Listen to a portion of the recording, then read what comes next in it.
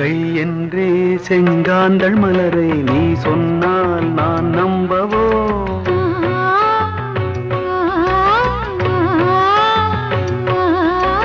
கால் என்றே செவ்வாழை இணைகளை நீ சொன்னால் நான் நம்பிவிடவோ?